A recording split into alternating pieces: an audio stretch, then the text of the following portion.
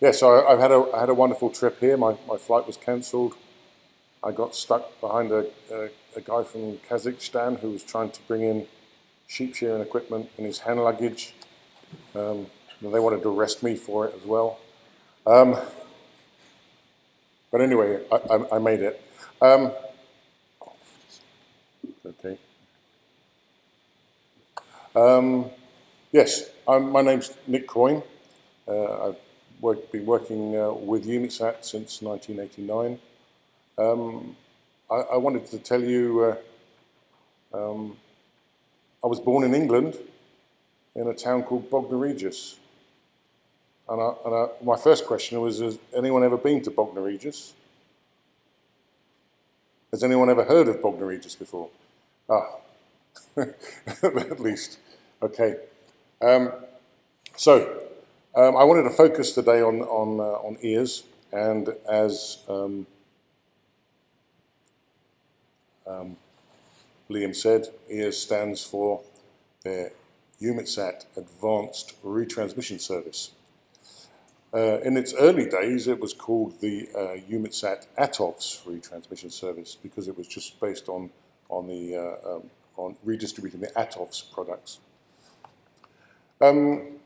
So I'm going to talk a little bit about EARS. I'm going to talk about WIS2, which I know that Liam has been involved in. I just got a couple of slides on that, and EPS-SG. I've got 20 slides. We've got 20 minutes or 30 minutes in total, so I've got about a minute a slide, I reckon. So I'm going to go through quite quickly, and I hope that then at the end you can ask questions if I've not elaborated on any of the topics to your desire. So there it is, EUMETSAT Advanced Retransmission Service. What does that mean?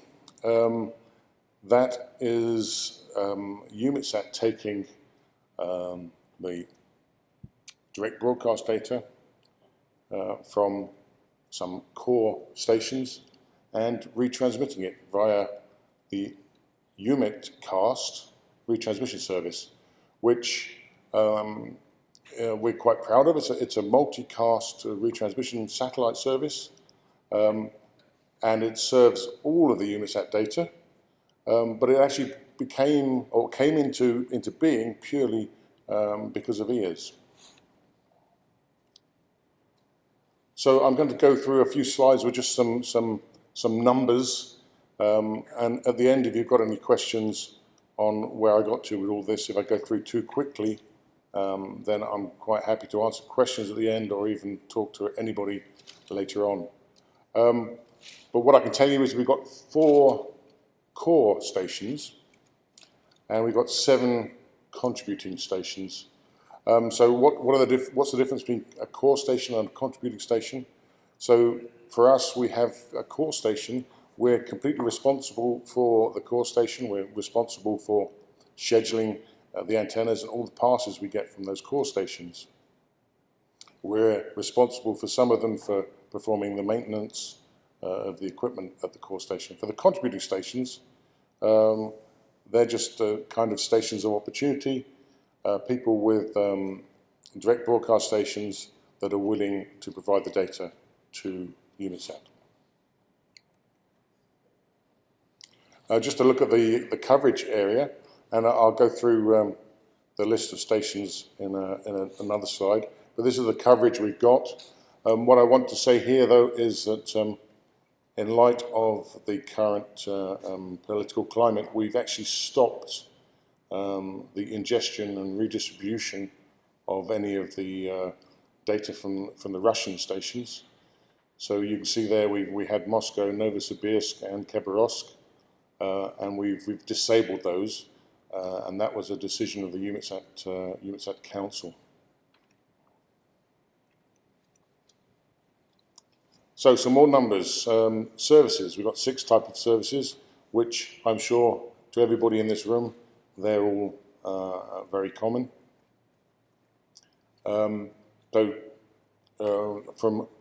We don't have all of the services from all of the stations. And let me just go through the rest of the slides to describe those. So from our core stations, you can see that we're covering 12 of the product groups from most of the spacecraft that we've been talking about today, and we're using the AAPP software for processing the EUMETSAT spacecraft, and we're obviously using the CSPP software for processing the NOAA spacecraft, and then we have the Chinese spacecraft as well with another processing package. So our core stations are Svalbard, Kangerlussuaq, which is in Greenland, Lannion, where we have someone from ET France today from Lannion, Athens, and Maspalomas. Our core stations, we can say that what else is special with our core stations is we're trying to achieve 90% availability and a timeliness of 30 minutes. That timeliness of 30 minutes is delivery to the end user via the EUMETCast multicast system. That is our SLA. With DBNet, we have a target that we talked about, I think in the last meeting, was to try and get to 20 minutes for the timeliness, and we are currently developing what we call the EPS-SG, or the EPS Next Generation system, which should allow us to achieve that 20 minutes timeliness. Contributing stations. So, as I said, we have the 3 Russian stations, which are actually made up of 4 stations, in actual fact, where the one we've listed in Moscow is 2 antennas, but they're slightly geographically not quite in the same location. I can't pronounce the name of it. I think it's Dognaprovi, but I got into a drinking contest with a Russian trying to pronounce the name properly, and I lost that one. Then we have Edmonton and Gander, as Matt has introduced us to, Muscat, and last but not least we have Saint-Denis, and that data is provided to us through a link from Lannion. So for our core stations, we actually produce the schedules ourselves, and we have a priority for the spacecraft. This priority is actually taking into account FY3E, which currently we haven't got the processing software for, but it was promised to be delivered very soon from China. We're still waiting, but that would be then our priority assignment. And given that, at the end of these slides, as just an extra one, I've got the current priority if anyone's interested in that, but it doesn't deviate too much from this. So I just wanted to show you a slide. This is of the 12 product types that we disseminate via EUMETCast. And for me, there's a couple of interesting points here. Is to look at the fact that VIAs is taking up almost 50% of the total bandwidth that we're using for the dissemination of these products. And then if you look at AVHRR at 10% and Mercy at 12%, so you can see that when we talk about those products, there's most of the bandwidth's already gone just on those. So you can see that that equates to about 34 gigabytes a day of data that we're actually disseminating via EUMETCast. We also have, there's a separate line in there which is the just for the ASCAP. We have an ASCAP EUMETCast Africa service, and that's a separate service to the EUMETCast Europe service. We have a Hotbird satellite which covers Africa as well as having Eutelsat satellite, which covers Europe.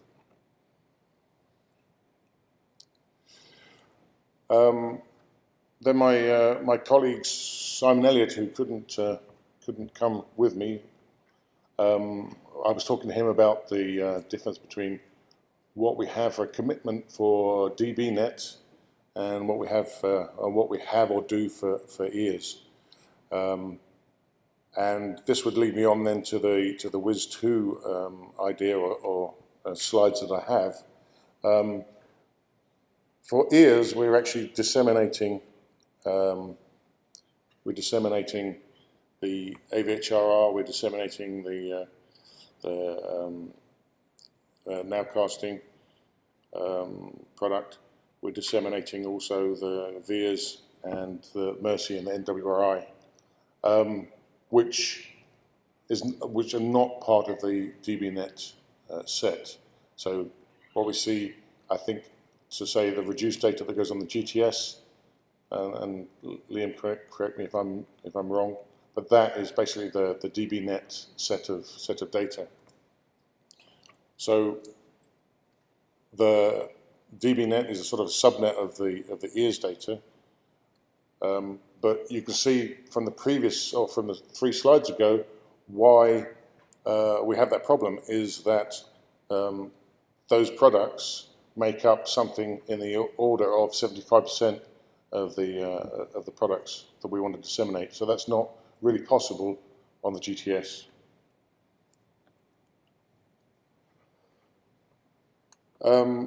We've had to get our core stations ready to support EPS-SG, and that meant some modifications to the antenna feeds, and we've also rationalized the processing software at each station. So we have identical MEOS 5 processors on each of the stations. So every core station now is almost identical.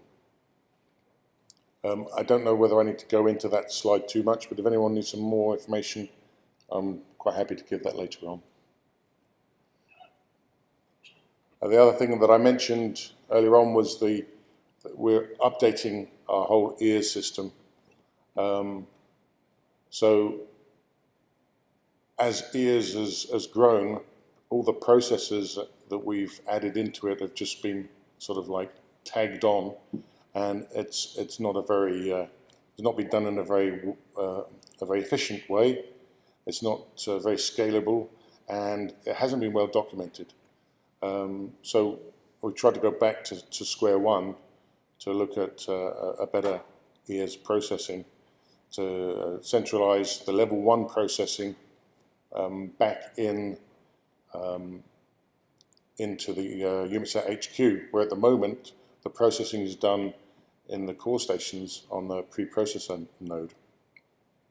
So this is the very thing that I mentioned would give us the better timeliness for the EARS products. The fact that we repatriate the raw data directly to EUMETSAT HQ, and then have a single big system processing all the data. So that should mean that we would meet that 20-minute target for distribution to the users. Then I wanted to mention WIS2. I don't know whether, Liam, you think that's a great idea, but I've got I've got it in my presentation, and for me that's something I think is going to be very, very beneficial to all the users in allowing us to not only distribute what we do at the moment for the DBNet, for the regional services, but to also then to start being able to distribute all of the larger image products as well. The timeline for WIS2 becoming operational, I believe, is 2024. And my colleague Simon Elliott made a test with Liam, you were involved, and Deutsche Wetterdienst, and that was just recently. And it's a broker system which is basically enabling users to subscribe to relevant topics and then download the data from a server. So we're not having to multicast or distribute that data, but the users can go and get it. And the results of the test were that the data was available without any losses within 2 minutes. So I think it really demonstrated the concept. So yes, it should allow us to share that full resolution hyperspectral data between centres, rather than us needing to reduce it or for people to get it in other ways. Now I've just got a couple of slides about the EPS-SG local processor. So the local processing for EPS-SG was something that within the program within EUMETSAT wasn't given a very high priority in the beginning, and there was lots of user feedback because EUMETSAT hadn't addressed that in a suitable way. So what I can say that the launch of EPS-SG 1A has slipped quite a lot. So at the moment we're in a position where we have a launch of 1A planned for December 24 and a nominal launch of 1B planned for January 25. But what we do know is we need a gap of at least 6 months between the two launches.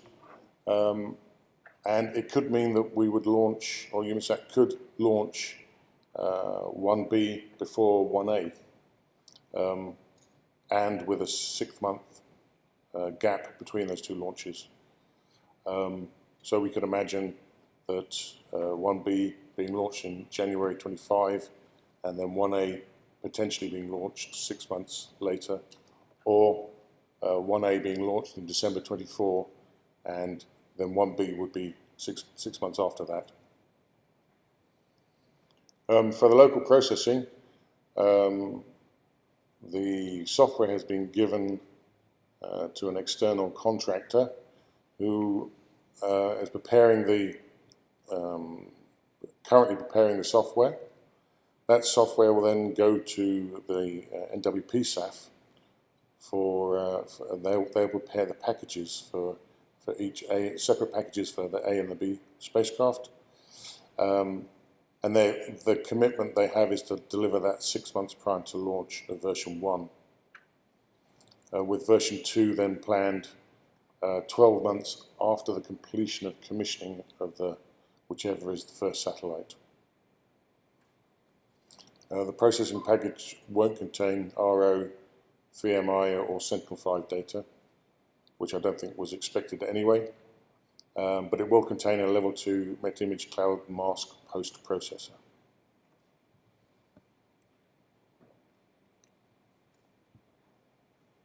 Thank you very much.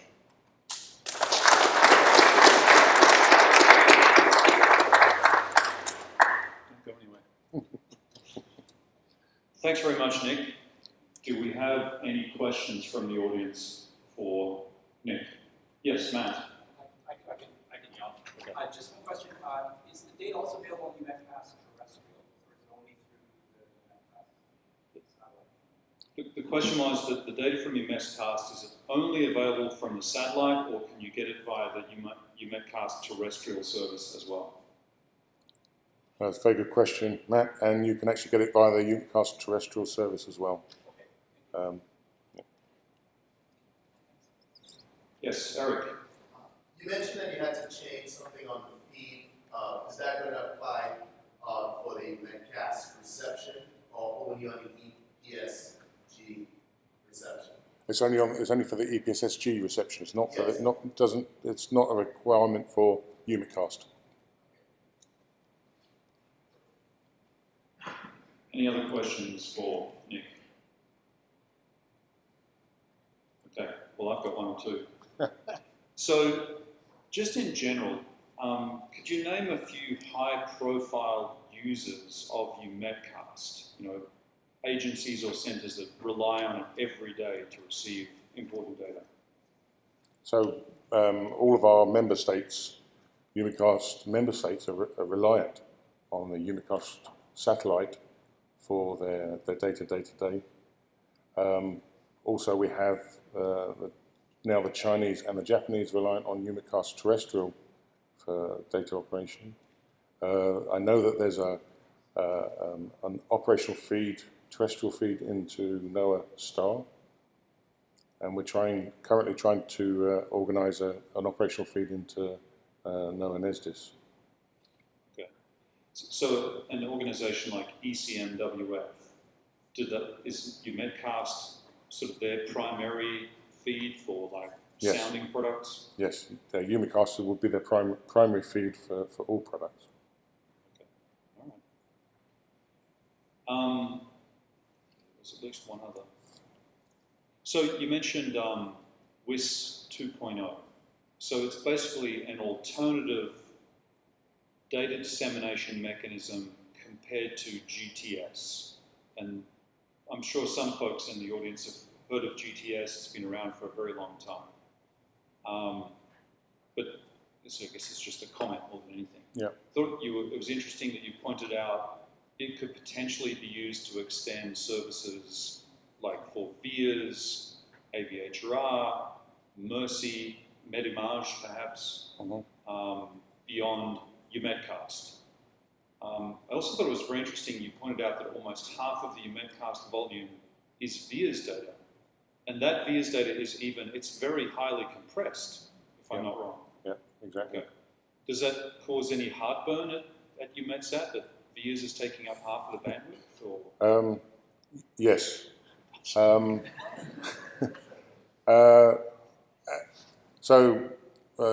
As opposed to NOAA, then EUMETSAT is the organisation is controlled by the member states, and then the member states vote on what they want, what their individual requirements are, and then within the council meeting, they have to vote on what they actually want. And against that is for EUMETCast, what we call the notional cost of disseminating something. So there's quite a high cost. So they vote on whether they're willing to pay that cost. And you can imagine that some of the member states are against it and some are for it, but then at the end of the day, it's a vote on whether those products would be included or not. Okay. I mean, is there any talk about transitioning away from EUMETCast, like the satellite rebroadcast part completely, or is it going to remain for the foreseeable future? You know, is there talk about transitioning to internet-only dissemination? And you can also just decline to answer it. So I think, like with everybody, that the move is eventually going to be towards some sort of cloud, but still for at least the next 10 years, I think that for a timely distribution of data, that EUMETCast satellite is still the best option. Okay, very interesting. And I mean, EUMETCast has some nice features in that once you've set up your receiving system, you sort of hands off. The data just appears. It's not like you're having to set up ingests or scheduled downloads. It's being just pushed to you continuously. Yes, I mean, very reliable. I could have addressed these if I'd had the idea. I could have come along with a EUMETCast presentation. But I mean, one of the big benefits that we see for EUMETCast is that it's a subscription. So the users are actually subscribing to the whole catalogue or can subscribe to anything within the EUMETSAT catalogue. And once they have subscribed, it's available to them almost immediately. There's nothing extra for the user on the user side for them to do. Okay. Well, I do want to get to the break, but I just wanted to also comment that I mentioned the highly compressed VIAs format that's on EUMETCast as part of EARS. It's a couple of years ago now, we adopted that highly compressed VIAs format and used it to prepare VIAs data that's now being disseminated over GeoNetcast. And I know Seth is up the back, he's the main man for EUMETCast, but we're now routinely putting VIA's DB data onto EUMETCast in that compressed VIA's format. So, all right. Anything else for Nick? Should we let him off the hook? Thank you very much. Thanks very much, Nick.